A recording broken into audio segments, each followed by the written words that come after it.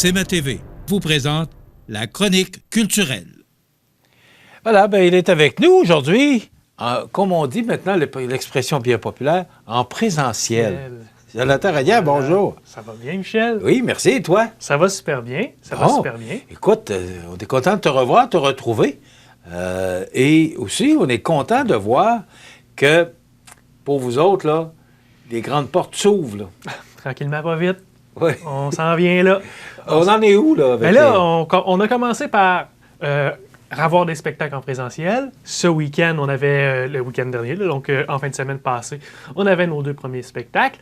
Claude Pelgag, qui est une artiste, une petite fille du Kamouraska qui fait ses chemins dans le grand milieu artistique depuis quelques années déjà. Si vous ne la connaissez pas, c'est à voir. Elle était à la salle Edwin Bélanger cette semaine, en fait samedi dernier. La salle était une moitié de salle remplie, pratiquement remplie. Dire, là, mais c'est ce que vous aviez le droit de... Une moitié de salle pratiquement remplie pour Claude Pelgag. Le lendemain, dimanche 15h, une moitié de salle pleine à craquer. La moitié de salle pour Irvin Blais. Chanteur country très populaire, visiblement. Si vous ne le connaissez pas, lui, Irvin Blais, là, il va quelque part, là, il remplit. Hein? C'est un nom qu'on connaît peu, mais dans le milieu du country... Honnêtement, moi, je ne le connaissais pas. Dans le milieu du country, les gens, Irvin Blais l'adore et le suivent. Donc, quand il va quelque part, ça prend pas de temps que c'est plein. Tu nous disais la semaine passée qu'il a chanté avec les rangs. Là, exactement, avec les Guylaine Tanguay de ce monde, là, puis tout ça. Ça a été apprécié? Oui, ça a été apprécié. Les gens ont adoré ce spectacle-là en après-midi, dimanche dernier. C'était un coup de cœur, pour vrai, pour le public de Montmagny. Et pourquoi présenter ça un dimanche l'après-midi? Parce que c'est, en fait... La disponibilité de l'artiste? La disponibilité de l'artiste, disponibilité de la salle. Les spectacles, normalement, quand on les fait le dimanche, on le fait l'après-midi parce que le lundi vient assez rapidement. À quelques exceptions près, là, on fait des spectacles le dimanche soir, mais c'est très exceptionnel parfois. Mais pour normalement, la disponibilité de l'artiste, s'il avait été disponible le samedi, ça aurait été le soir, mettons.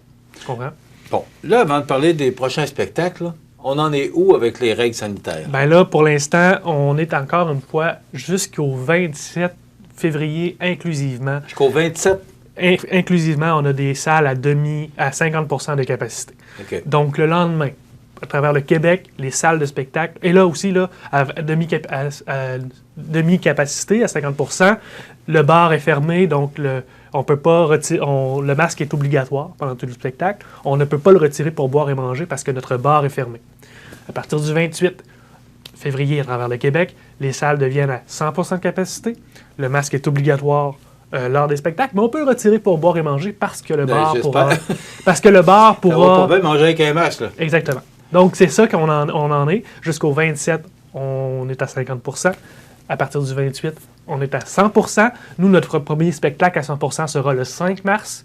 C'est notre premier spectacle. Là, qu'est-ce qui arrive avec le passeport vaccinal? Et pour le passeport vaccinal, encore aujourd'hui, il est obligatoire. Donc, on se présente au cinéma, on se présente dans les salles de spectacle aujourd'hui et jusqu'au 14 mars, jusqu'au 13 mars inclusivement, en fait, le passeport vaccinal est obligatoire. Parce qu'il y a différentes, comme les SQDC ce matin, les SAQ. Ce matin, vous allez au Costco, vous n'auriez plus besoin, au BMR, mais là... Au niveau culturel, c'est le 14 mars. Exactement. OK, on le voit à l'écran d'ailleurs, là. Donc, hier au cinéma, certaines personnes venaient en disant, ça va bientôt finir, j'ai pas besoin de mon passeport. Oui, parce que jusqu'au 13 mars, il est obligatoire. C'est pas parce que la mesure va bientôt être arrêtée qu'on peut se permettre d'être un peu lousse. Non, on l'exige jusqu'au 13 mars. C'est beau. Là, c'est assez clair. Exactement. Alors, parce que hier, il y avait différentes possibilités. Là. Alors, oui, mais donc, nous, pour les arts de la scène, jusqu'au 13 mars, le passeport vaccinal est exigé. Au cinéma, au spectacle. C'est obligatoire. Et ça tombe à partir du 14? Le 14 mars, à partir du 14, là, on n'en aurait plus besoin. OK. Mais le masque demeurera obligatoire. Le masque demeurera obligatoire jusqu'à temps que le gouvernement nous le mentionne. OK. On parle peut-être d'un nouveau spectacle que vous présenterez le dimanche 6 mars. Oui. Réalité gaspésienne. Ça, c'est un spectacle, un projet qui part de la Gaspésie, Réalité gaspésienne, tu l'as très bien dit. C'est 5, en fait, je dis 5 artistes, c'est 6 artistes. 4 artistes solo, un duo, tous des Gaspésiens. Je vais vous mentionner les noms de ces artistes-là. On a Cédric Saint-Onge, Jeanne Côté, Guillaume Arsenault, Johann Sébastien Larobina. Je t'ai dit tous des Gaspésiens. Hein? Je t'ai dit tous et Johann Sébastien Larobina et le duo Dans le Shed. Je vous parle d'un tous de Gaspésiens. Johann Sébastien, lui, c'est un Mexicain. Il a immigré au Canada il y a quelques années. Et puis, on peut juste écouter, là. On va écouter quelques extraits. On écoute.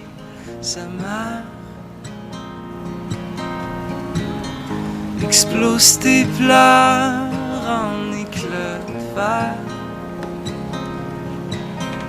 C'est pas grand chose, mais c'est tout ce qu'on m'a donné. Hier, sans faute, tu m'as dit de te rappeler que le soleil allait se lever.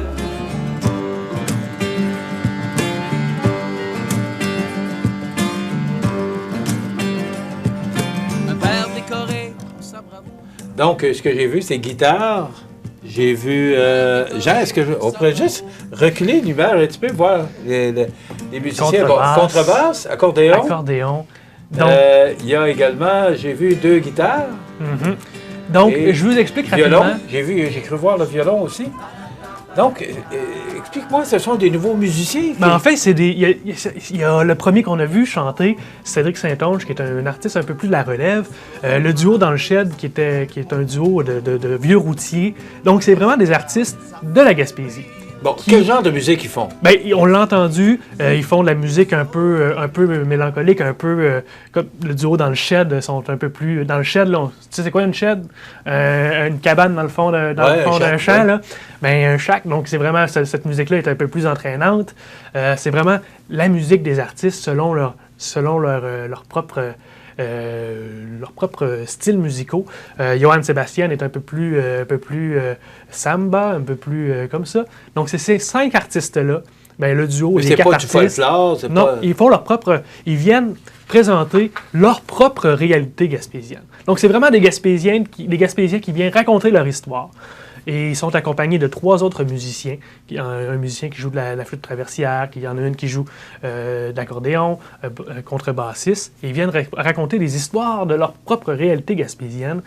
C'est un spectacle créé en collaboration avec le village en chanson de Petite-Vallée, qui est un village, un festival de musique à Petite-Vallée en Gaspésie, qui est très reconnu, très, très hot. Et puis, les billets sont en vente. On a commencé à mettre les billets en vente le 11 février dernier.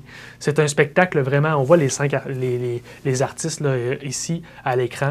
Donc, c'est vraiment, là, si vous voulez vivre la Gaspésie, si vous voulez comprendre, on a vu les beaux paysages au début dans les vidéos. Si vous voulez vous sentir en Gaspésie, ben c'est le spectacle qu'il faut avoir. C'est le 6 mars prochain. Exactement. Maintenant, à quoi ressemblera la programmation à partir de maintenant? Là, parce qu'on le sait là, que vous êtes des bons danseurs de cha-cha. Oui. Avance un petit peu, recule, un petit pas de côté. Avec la pandémie, depuis 2 ans, c'est incroyable ce que vous avez vécu. Mais là, on en est où là, avec la programmation? Là? Donc, officiellement, là, pour les gens qui ont des billets de spectacle, qui avaient des billets de spectacle pour un spectacle comme Matt Olubowski. Ça, c'est un spectacle qu'on aurait dû présenter dans la vingtaine de février. Je ne me rappelle plus des dates. Je pense que c'était le 25 février. Ce spectacle-là, on le reporte en 2023. Donc, vos billets sont encore bons. Si vous voulez voir Matt Olubowski, en mars 2023, ça aura lieu. On avait le 27 février une pièce de théâtre qui s'appelle La bête à sa mère, qui est une pièce de théâtre tirée du livre de David Goudreau. Cette pièce-là sera reportée au 30 octobre, juste avant l'Halloween, donc à la salle Éloine Bélanger. Pour les gens qui ont des billets, ça reste encore valide. On va vous en envoyer des nouveaux. Puis les gens qui veulent en acheter, ben c'est encore le temps. Donc le 30 octobre pour La bête à sa mère. Et puis, on avait un autre spectacle, celui de Pierre Lapointe, le 4 mars, qui aurait dû être notre premier à pleine capacité. Malheureusement, on a dû l'annuler carrément. Donc, notre premier spectacle qu'on présentera à pleine capacité et que vous pourrez acheter des billets, Mike Ward, qui est le spectacle noir, un humour, on s'entend, un peu plus corrosif. Mike Ward, c'est pas pour tout le monde, mais les gens qui aiment Mike Ward l'adorent. C'est un humoriste très engagé dans sa communauté. Et puis, il viendra faire son spectacle noir à la salle des Deux Mélangés le 5 mars. Il reste encore des billets. En fait, là, il était complet jusqu'à temps qu'on décide, qu'on sache qu'on pouvait ouvrir à 100%. Maintenant, il reste des billets pour Mike Ward. Et on a, pour le premier jour de la semaine de relâche, Michel, un spectacle pour enfants. Oui? Oui, un spectacle, le Petit Voilier. Petit Voilier, qui est une histoire très, très sympathique pour les enfants. Ça se passe le lundi 7 mars à 10h, si vous voulez emmener vos petits-enfants là-bas. OK, parce qu'on va être dans la semaine de relâche. Ça va être la semaine de relâche, exactement. OK. C'est pour ça que le lundi... C'est drôle à dire, semaine de relâche, parce que ça fait 2 ans qu'ils sont en relâche, là. Ah, ben non, ils travaillent fort, les enfants. Ah, ils travaillent fort, les enfants. Oui, mais... Puis les enseignants vont en avoir besoin de cette semaine. On manquait beaucoup d'écoles ces derniers mois. Mais les enseignants vont avoir besoin de cette pause-là, je crois. Et ça va faire du bien, parce que justement, comme on déconfine, là, ça va faire du bien que tout le monde puisse profiter, prendre de l'air. Exactement. Mais on a un extrait, je crois, de Petit Voilier. On peut écouter ça. C'est quoi? Super chouette.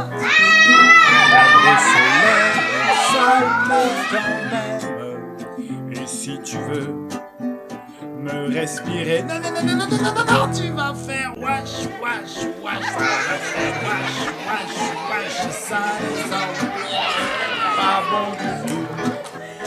Et tu fais wash, wash, wash, ça te fait wash, wash, wash, tu bouges ton nez. Spectacle pour enfants, on le rappelle? Un spectacle clownesque. En fait, là, la petite fille va inculquer aux enfants un peu le concept de recyclage, de gestion des déchets, un petit peu. Là. Elle va réutiliser des déchets pour jouer avec ceux-ci.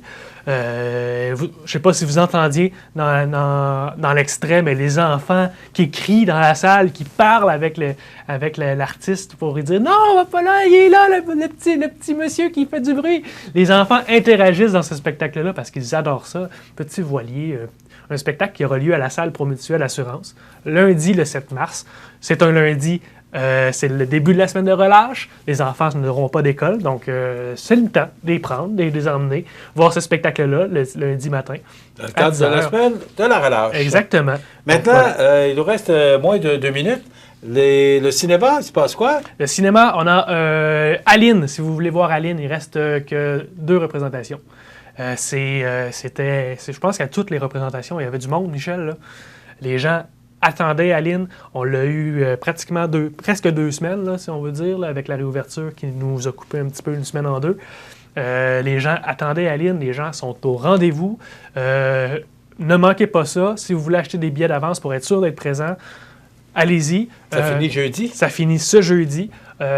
Si vous voulez acheter un petit popcorn, on peut. Pour le cinéma, on peut acheter du popcorn. On peut retirer notre masque pour boire et manger, le remettre pendant le film. Le passeport vaccinal est encore obligatoire, je vous le rappelle. Et puis, si vous aimez un peu plus l'action, on a le dernier film de Spider-Man. Spider-Man sans retour, ou plutôt pour les fins connaisseurs, No Way Home, qui part dans le metaverse avec Doctor Strange. Est-ce que sans retour, ça veut dire qu'il ne reviendra pas? Ou... Non, c'est parce qu'il s'en va il part dans une autre dimension, là, puis là, ben, c'est ça. OK. Donc, le cinéma, Aline jusqu'à jeudi et Spider-Man jusqu'à donc du 18 au 24 février. OK. Merci beaucoup, Jonathan. On se retrouve la semaine prochaine pour une autre chronique culturelle présentée par les Arts de la Scène en compagnie de Jonathan Renière et qui est aux promotions, marketing et communication des Arts de la Scène. Merci. À la semaine prochaine. Merci, Michel. Dans quelques instants, la nouvelle positive.